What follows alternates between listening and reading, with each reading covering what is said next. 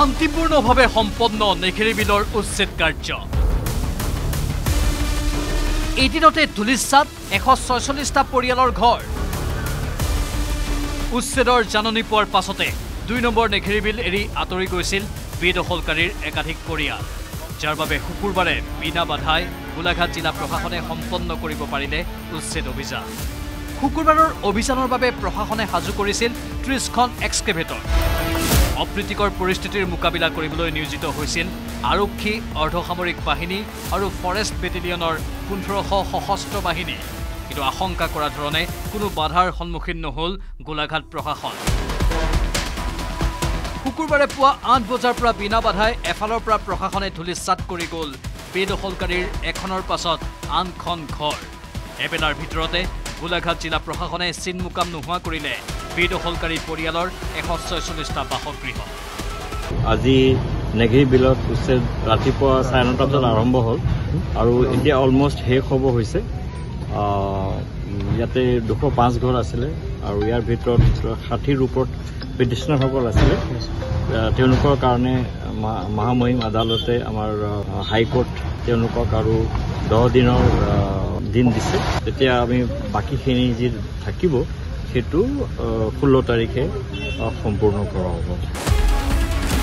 অৱশ্যে শুকুৰবাৰৰ অভিযানৰ পৰা প্ৰশাসনে ৰেহাই দিলে উচ্চ ন্যায়ালয়ে স্থগিতাদেশ জাৰি কৰা 59টা পৰিয়ালৰ বাসগৃহ উৰিয়ামঘাটৰ 5খন গাঁৱৰ দৰে নেঘেৰী বিলৰ 59টা পৰিয়ালৰ ঘৰক লৈ 14 আগষ্টৰ পাছত সিদ্ধান্ত ল'ব গোলাঘাট জিলা প্ৰশাসনে about 50+ hectares তাৰমানে ধৰক it is like কিমান বিঘা হ'ব এইটো 350-400 বিঘা আৰু যেহেতু এইটো ৰিজাৰ্ভ ফৰেষ্ট হয় এইটো দয়াং ৰিজাৰ্ভ ফৰেষ্ট আমাৰ যিখিনি কৰিবলগীয়া আছে আমি সেইখিনি কৰিম ধৰক আমাৰ ইয়াত বনানীকৰণ কৰিব লগা আছে সেইবিলাক কাম কৰা হ'ব বাকী যিখিনি ব্যৱস্থা আমাৰ দুটা চৰকাৰে ল'ব লাগে তেওঁলোকে কথা পাতি ল'ব শুকুৰবাৰৰ উচ্ছেদ কাৰ্য শান্তিপূৰ্ণভাৱে সম্পন্ন হোৱাৰ পাছত নগা দুৰ্বৃত্তৰ আগ্ৰাসনৰ আশংকাত ভুগিছে নেঘেৰী বিলৰ খিলঞ্জীয়া লোকসকল বৃহস্পতিবাৰৰ পৰা নেঘেৰী বিলত পিটপিটাই ফুৰা নাগালেণ্ড আৰক্ষীৰ লগতে একাংশ দুৰ্বৃত্তৰ বাবে দুশ্চিন্তা বাঢ়িছে স্থানীয় লোকৰ নগাৰ দখলত আমি দেখিছিলোঁ আছিলে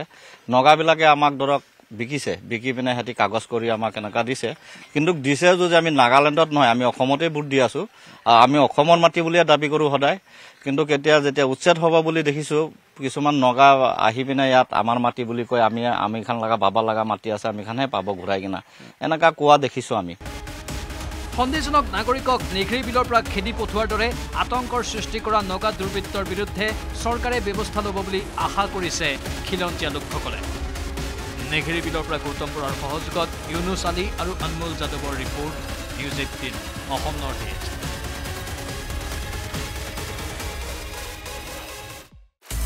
আপুনি বিচৰা বাতৰি পাব কেৱল নিউজ 18 এপত নিউজ 18 এপ ডাউনলোড কৰিবলৈ স্ক্যান কৰক এই QR কোড গুগল প্লে ষ্টৰতো পাব এই নিউজ 18 এপ